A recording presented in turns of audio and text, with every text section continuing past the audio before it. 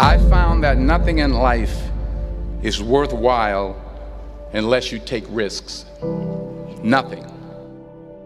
Nelson Mandela said, "There is no passion to be found playing small and settling for a life that's less than the one you're capable of living." Now, I'm sure in your experiences in school and applying to college and picking your major and deciding what you want to do with life, I'm sure people have told you to make sure you have something to fall back on. Make sure you got something to fall back on, honey. But I never understood that concept, having something to fall back on. If I'm going to fall, I don't want to fall back on anything. I want to fall forward. I figure at least this way I'll see what I'm going to hit. Without consistency, you'll never finish. So do what you feel passionate about. Take chances. Don't be afraid to fail. There's an old IQ test, was 9 dots, and you had to draw 5 lines with a pencil within these 9 dots without lifting the pencil. The only way to do it was to go outside the box. Don't be afraid to think outside the box. Don't be afraid to fail big, to dream big. But remember, dreams without goals are just dreams. Reggie Jackson struck out 2,600 times in his career, the most in the history of baseball. But you don't hear about the strikeouts. People remember the home runs. Fall forward. Thomas Edison conducted 1,000 failed experiments. Did you know that? I didn't know that. Because the 1,001st was the light bulb. Fall forward. Every failed experiment is one step closer to success. You've got to take risks, and I'm sure you've probably heard that before, but I want to talk to you about why that's so important. You will fail at some point in your life. Accept it. You will lose. You will embarrass yourself. You will suck at something. There's no doubt about it.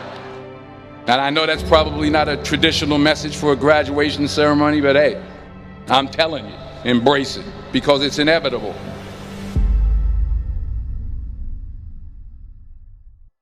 In the acting business, you fail all the time. Early on in my career, I auditioned for a part in a Broadway musical. Perfect role for me, I thought, except for the fact that I can't sing. I didn't get the job.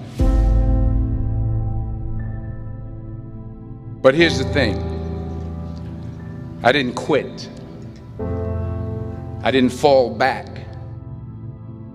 I walked out of there to prepare for the next audition, and the next audition, and the next audition. I prayed. I prayed. And I prayed. But I continued to fail, and fail, and fail. But it didn't matter, because you know what? There's an old saying, you hang around the barbershop long enough, sooner or later you're going to get a haircut. So you will catch a break, and I did catch a break. Last year, I did a play called Fences on Broadway. But here's the kicker. It was at the Court Theater. It was at the same theater that I failed that first audition 30 years prior. The point is, every graduate here today has the training and the talent to succeed. But do you have the guts to fail? If you don't fail, you're not even trying. I'll say it again. If you don't fail, you're not even trying. To get something you never had, you have to do something you never did. So imagine you're on your deathbed, and standing around your deathbed are the ghosts representing your unfulfilled potential. The ghost of the ideas you never acted on. The ghost of the talents you didn't use. And they're standing around your bed, angry, disappointed, and upset. They say we came to you because you could have brought us to life, they say. And now we have to go to the grave together. So I ask you today, how many ghosts are going to be around your bed when your time comes?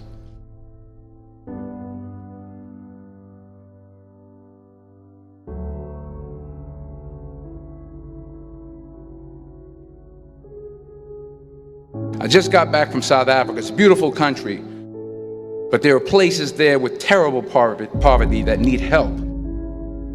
And Africa is just the tip of the iceberg. The Middle East needs your help. Japan needs your help. Alabama needs your help. Tennessee needs your help. Louisiana needs your help. Philadelphia needs your help. The world needs a lot, and we need it from you. We really do. We need it from you young people. I mean, I'm not speaking for the rest of us up here, but I know I'm getting a little grayer. We need it from you, the young people, because remember this. You got to get out there. You got to give it everything you got, whether it's your time, your talent, your prayers, or your treasures. What are you going to do with what you have? I'm not talking about how much you have. Some of you are business majors, some of you are theologians, nurses, sociologists. Some of you have money, some of you have patience, some of you have kindness, some of you have love, some of you have the gift of long suffering. Whatever it is, whatever your gift is, what are you going to do with what you have? All right, now here's my last point about failure. Sometimes it's the best way to figure out where you're going. Your life will never be a straight path. I began at Fordham University as a pre-med student.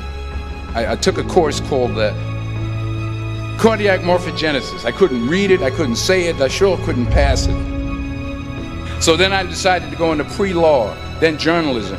And with no academic focus, my grades took off in their own direction. I was a 1.8 GPA. And the university very politely suggested that it might be better to take some time off.